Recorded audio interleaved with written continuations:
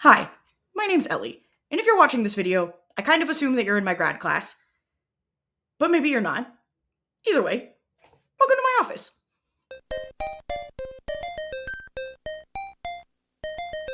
So, this is my final project for my final class of graduate school, which is very exciting. And I decided that I wanted to make kind of a public writing project after I was thinking about the three phrases in the English language that most grind my gears.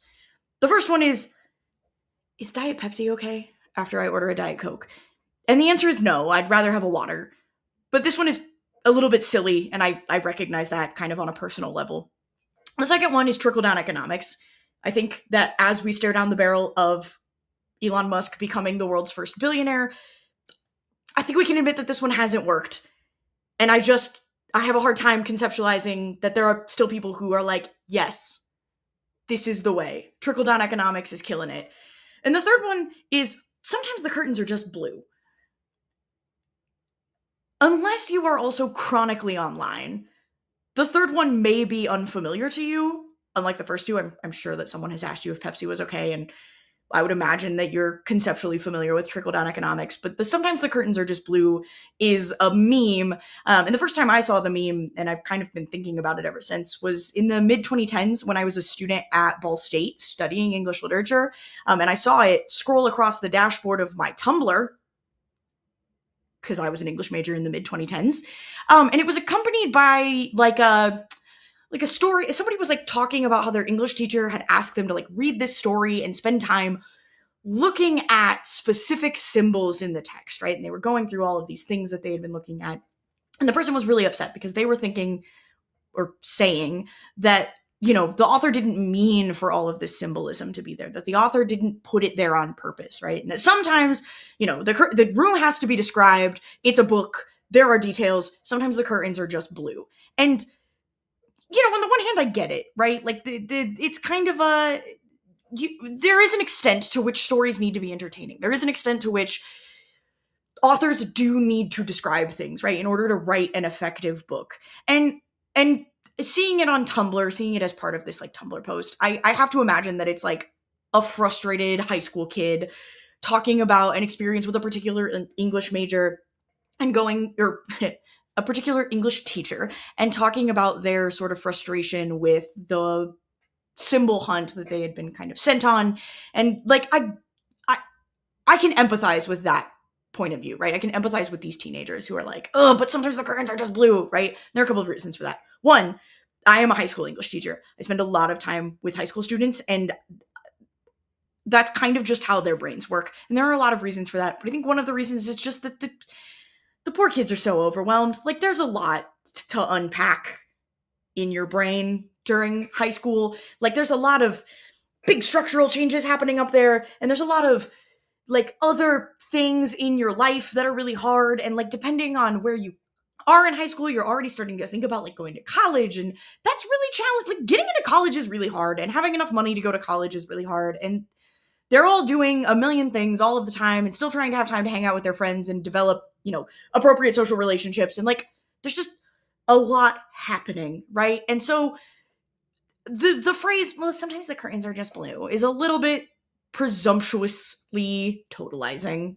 But also, like, what group do we more expect to just be like, well, I know everything and I don't. The curtains are just blue, than a group of teenagers, right? And so, like, again, I can empathize with that. I can give them grace for it.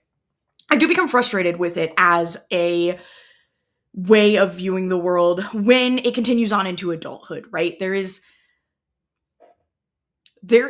a particular group of adults. I feel like this is common in internet discourse, and with people that I know in real life, which is also challenging to me, that they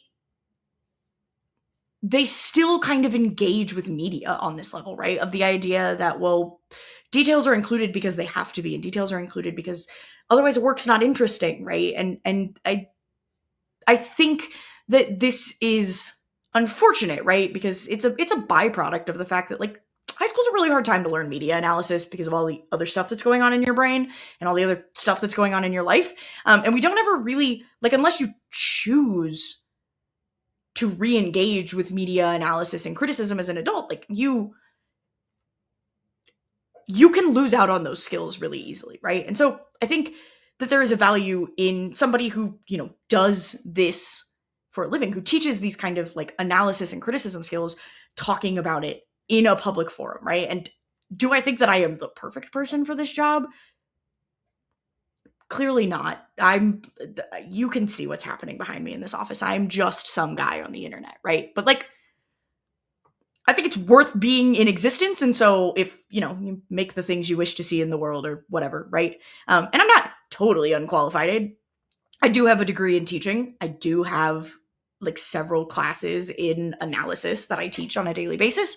I almost have a master's degree in English. Like, I'm not the worst qualified person in the world. And so again, why should you trust me?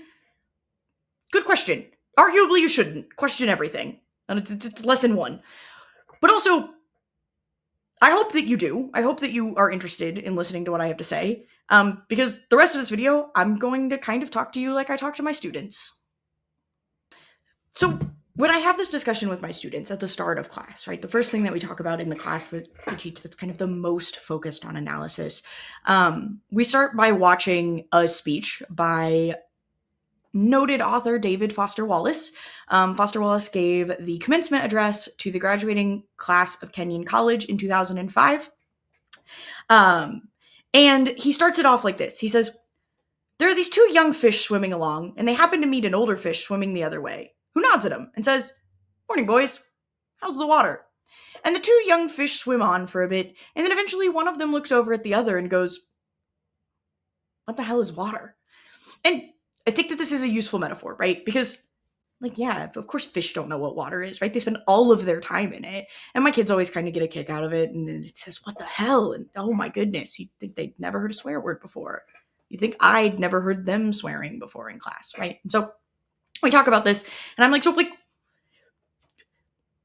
Foster Wallace, right? He goes on to make this really, really lovely like metaphor about the fish and the water, and the idea that like the value of a liberal arts education is that it teaches you how to think about the world instead of the kind of, he doesn't just end at the usual cliche of it, like, oh, it teaches you how to think. He's saying that it teaches you how to think about the world and your place in it, right? And it asks you to, like consider other people as complete beings who also have struggles and are worthy of your time and consideration. And that, it's really easy to fall into the trap of just being right here, right? In your space, in what you know, in not recognizing that you're doing that even, right? Not recognizing that you're swimming along in water because you don't ever have to think about it. You don't have to think about the fact that you are just right here in front of your face, right?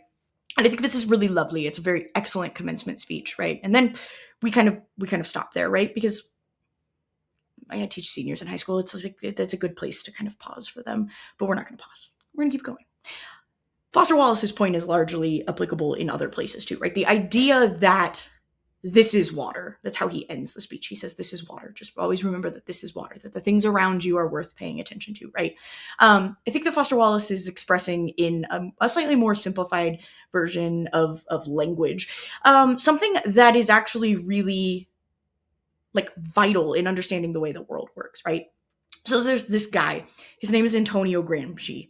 Well, his name was Antonio Gramsci. He is dead now. Gramsci was an Italian communist, and after the Italian fascists rose to power, Gramsci was imprisoned. And Gramsci wrote, while in prison, this series of, they're basically just kind of like notebooks of his ideas. There's not a ton of order to them. There's not a ton of organization, right? But he spends quite a few years in prison just writing all of this stuff. And Gramsci's very smart, and so the things that he says are very interesting, and academics are interested in them. I know, you're shocked. But there's this guy, his name is Thomas Bates, right? And Thomas Bates has a really interesting essay where he pulls on one particular thread that kind of runs through all of Gramsci's writing. And the thread is this concept of hegemony, right? And so by pulling on this thread, Bates sort of offers a definition of hegemony and an idea of how hegemony works, right? I promise, we'll get back to the water, but we got to talk about hegemony first. So Bates identifies that Gramsci is sort of arguing that hegemony is the process by which ideas become prevalent, right? But which ideas get to be the dominant worldview? That is what hegemony is. And he argues that Gramsci is saying that in order to truly be in control, a group cannot just take control by force. You also have to win a war of ideas, right? And that all pieces of intellectual production are sales for specific ideas. And so he kind of goes through this idea. He talks about, there's something else that we talk about in my class that kind of fits along with this, where we talk about the idea that, like, okay, imagine, right, if I, as a teacher, which for the record, this is a hypothetical scenario, I would never do this, but like if I, as a teacher, came in one day and I was carrying a sword, right? And the kids all came in and I told them that they were going to handwrite an essay in 50 minutes. It's due at the end of class and they better hand it in. And then I just stare at them while they respond to whatever prompt I've given them, right? And at the end of class, one kid doesn't turn it in because he's goofing off, and the other kids kind of watch him and they're like, I don't know what's going on. Like, he probably, they're kind of goofing. And then I pull out my sword and just like swiftly behead this kid, right? Again, totally hypothetical scenario. Not a thing that I would, there are so many reasons this isn't a thing I would do. But the illustrative point here, right, is that if that happened, and then my students came back the next day and I'm holding the sword and I tell them, hey, you're going to write an essay in class today. You're going to handwrite it. You've got 50 minutes to accomplish that task. The 29 of them that are left are probably going to do the thing that I've asked, right? I have established control over that group via force, because, I mean, I know that I said the teenagers' lives were like challenging and complicated, but I don't think most of them want to get beheaded. You never say never, but like, I'm not going to find out because I don't want to try, right? But again, this will work for a while. The fear of force will work for a while. But the problem is that eventually they're going to look around and they're going to be like, there are 29 of us, and there's only one of her. And they're going to show up the next day with 29 swords, and then I'm going to get Julius Caesared at the front of the room, right?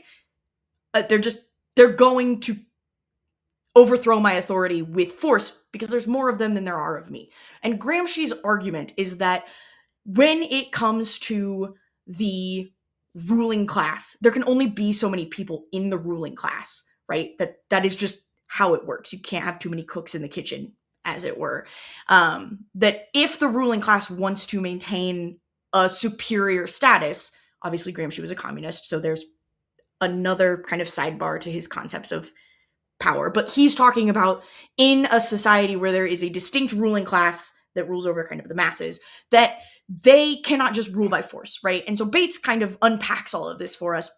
And he talks about the idea that in order to really establish your authority, you have to get people to see the world in the way that you, as the ruling class, want people to see the world, right? And so when you manage that, when you present a vision of what the world is, and you get the majority of people to accept it, that idea has hegemony. It is an established hegemonic idea, right? And so hegemony is an important concept because it's the water, right? When we talk about hegemony, we are talking about the same water that the fish don't recognize in Foster Wallace's metaphor, right?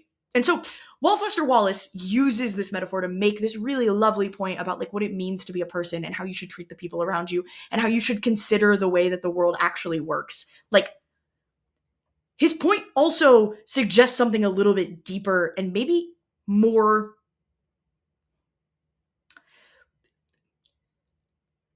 even more challenging than how you view other people, right? It's the idea that like everything we do is influenced by a worldview, right? And that being able to name and identify and discuss that worldview is important, right? And so this is where the whole curtains are blue thing becomes really frustrating to me, because there is a reason that the curtains are blue, right? We collectively in North America, like if I ask you how you're feeling, you might say that you're feeling blue, right? Because it means that you're sad. And so if you're an author and you want your room to have, a depressing feeling, maybe you give it blue curtains.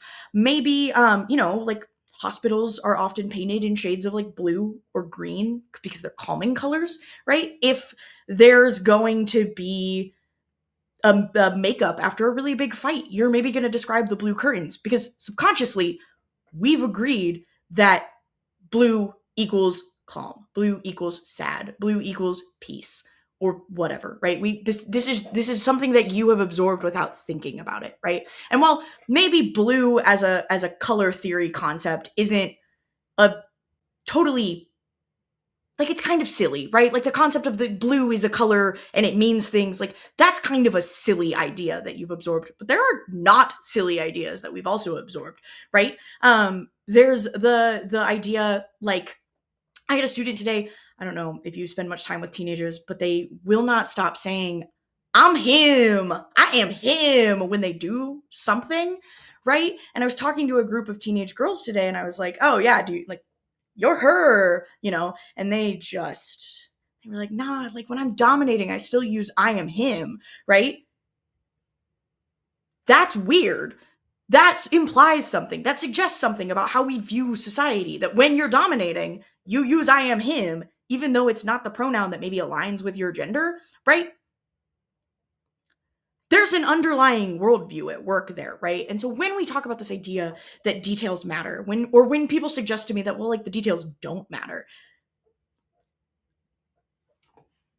they do, right? They expose our worldviews. And so when we read, when we are reading, right? I think, first of all, I think that reading is important no matter what you're reading, however you're reading it. I think that that is a valuable skill, right? Step one, before anybody can talk about why details matter, I think that you need to understand that, like, there is joy in reading. And so, again, when my teenagers are saying things like, oh, well, the curtains are just blue, as long as they're still talking about the book, as long as they're still interested in the book that we are reading, yeah, man, sometimes the curtains are just blue. I'll let you have it this time, right? But as you progress, as you keep kind of interacting with the world, I think it's important to move past that viewpoint, right? And so that's my goal in these videos, is that I want to spend some time modeling what that looks like, right? If Foster Wallace has this kind of metaphor about how you should pay attention to what's going on around you, and a liberal arts education teaches you how to do that, well, for all of the reasons that I've said and all of the many other reasons, like the cost of a college education and the marginal denigration, I guess, of like the humanities majors, a lot of people don't get that, right, for a long time. And because of all of this, I think that having sort of publicly available information about unpacking these ideas in pieces of text is important. And so that's what the rest of these videos are going to be about. It's going to be about, how do we do that, right? What is this liberal arts worldview that he is talking about, what that Foster Wallace is talking about, and what does it look like when you take that and use it, right? And so, because this isn't a real classroom, because this isn't my real class, in class I would obviously assign kids readings, and they would do the readings, and then we would discuss the readings, and that's not how YouTube works. But I do think, again, at least the I do part, the modeling part, is available, and I can make suggestions for things that somebody might do if they're interested in this. And so that's kind of where this is going to go. And because, again, I'm not going to assign readings, I figured I'd start this series with something that is already being widely read, right? And so this is Matt Dinniman's Dungeon Crawler Carl. If you are unfamiliar with Dungeon Crawler Carl, I'm maybe not sure how you ended up watching this video, because I'm talking about books and I don't know. You should read it, is actually what I'm going to say to you. You should read it because, one, it's very fun. Dungeon Crawler Carl, the premise that happens in the first, 10 pages is there is this Coast Guard, this man in the Coast Guard. His name is Carl. I know, you're shocked. And Carl is at home with his ex-girlfriend's prize-winning Persian cat, Princess Donut, one night when the cat escapes. She jumps out a window, and Carl, because he is concerned about the ex-girlfriend accusing him of, sabotaging her bajillion-dollar cat, Carl follows the cat outside in his pajamas, a pair of heart-covered boxer shorts, and he throws on a leather jacket, and he goes outside to kind of wrangle this cat, right? And for Carl, this is very fortuitous, because as he's outside trying to wrangle Princess Donut out of a tree, all of the buildings around him collapse. And all of the buildings, as far as he can see, collapse, into the ground. They are flattened. And from the sky, this voice echoes and tells everyone who is left, everyone who is outside of a building, because everyone who is inside of a building just died, that there are these tunnels that are opening up, and if they want to have a chance at, winning money and having a prize, that they need to enter into these tunnels where they will be participating in a reality game show called Dungeon Crawler World. And if that sounds bonkers to you, yes, it should. It is. It's a wild premise, but the book is excellent. And one thing that this book does really well, maybe without meaning to, probably with meaning to, but like definitely with an ideological worldview in mind, is it asks us to think about the way that the world works through a very entertaining premise, right? And so, over the next, couple videos, I'm gonna spend some time doing my very own lit crawl. This is the title. I don't know if you noticed that. Doing my very own lit crawl kind of through some of the ways that we might approach this text through a liberal arts lens, right? Through this way of seeing the world that is kind of liberal arts majors. And so we're going to talk about some academic writing that can help us see, that gives us the ways of seeing the ideas that are at work in a piece of text. We'll talk about what that is, what that means, but I wanted to kind of contextualize what's going on in this series before like actually jumping into the examples in this video, right? And also, if you happen to watch this and you're interested in it and you haven't read Dungeon Crawler Carl, then this at the very end of the video, I'm going to give you some homework, which is that you should read the very first Dungeon Crawler Carl book at some point before you watch whatever video that I post next. Okay, I think that's all. Yeah, read Dungeon Crawler Carl if you are interested. And I'm holding my mouse awkwardly off screen, if you can see by the way that my arm has appeared, and I'm just sort of letting it happen. This is what being in my class is actually like, and so I think that this is a good place to end, just with something very confusing and not normal. Okay, farewell.